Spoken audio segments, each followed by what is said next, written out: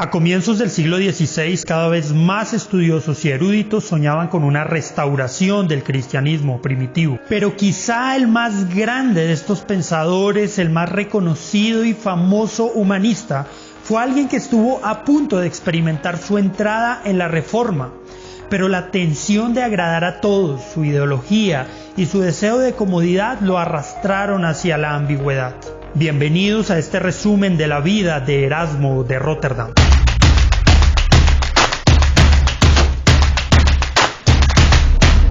Erasmo nació como el hijo ilegítimo de un sacerdote holandés y de la hija de un médico.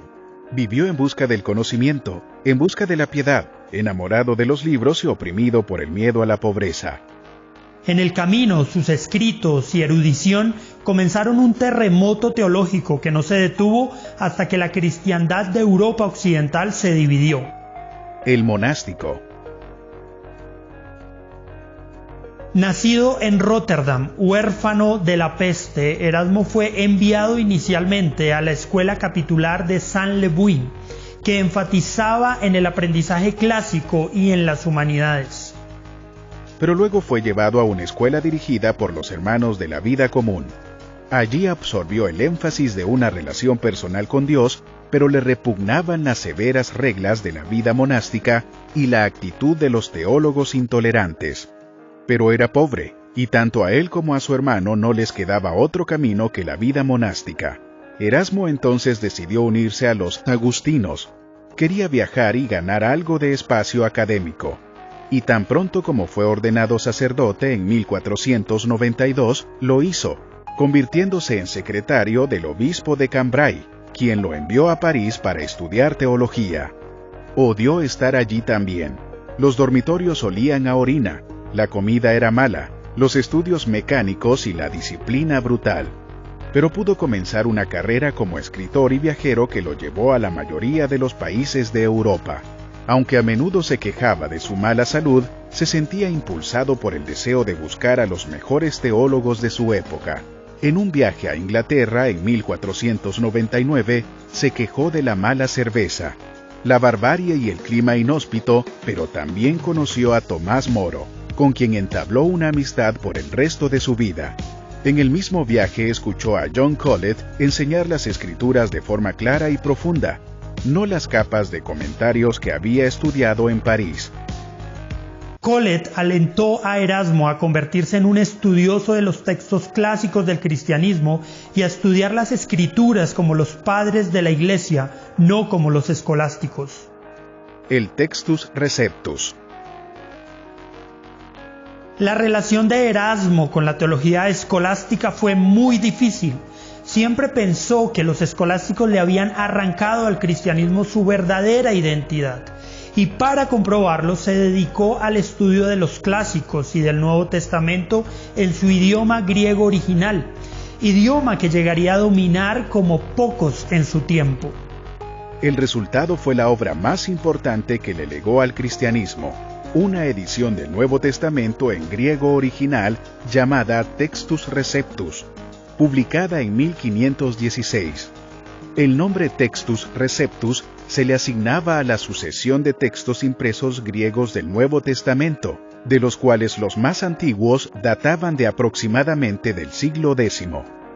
El Textus Receptus es muy importante, ya que constituyó la base de traducción para la Biblia alemana original de Martín Lutero, la traducción del Nuevo Testamento al inglés de William Tyndale, la versión Reina Valera en español y la mayoría de las traducciones del Nuevo Testamento de la época de la Reforma a lo largo de toda Europa.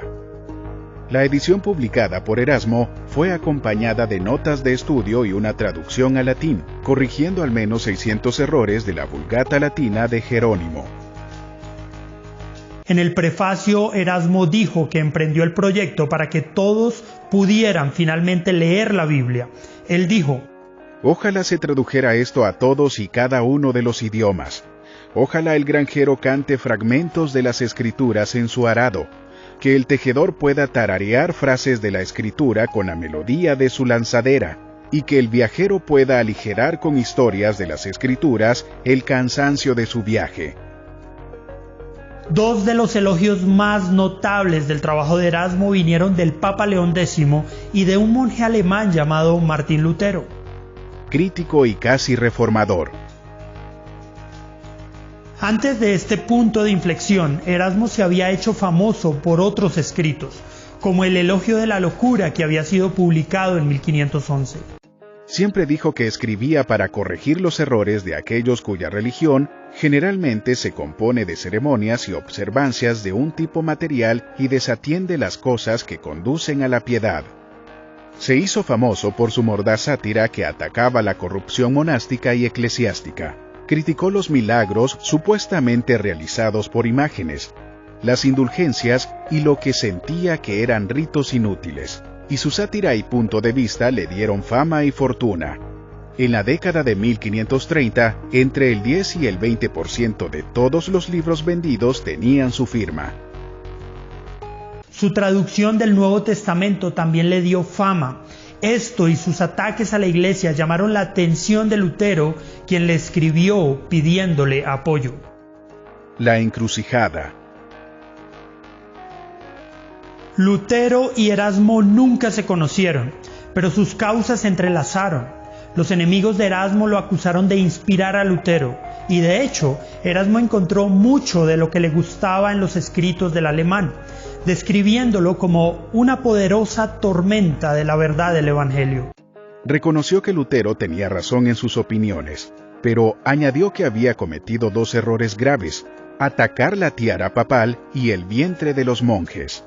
Sin embargo, al mismo tiempo, en privado le decía a su impresor que dejara de imprimir los escritos de Lutero, porque no quería que sus propios esfuerzos se enredaran con lo del reformador.